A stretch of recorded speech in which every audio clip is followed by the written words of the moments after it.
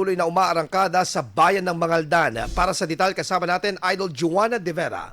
104.7 IFM. Report!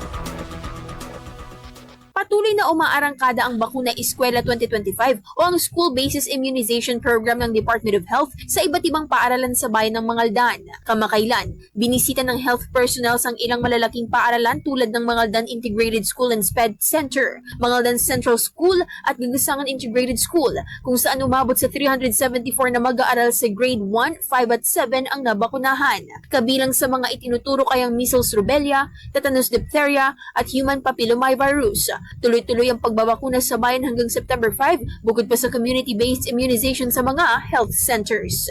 Kasama mula dito sa IFM Dagupan, ito si Idol Juana De Vera, Tatak IFM. IFM News. IFM News. IFM News.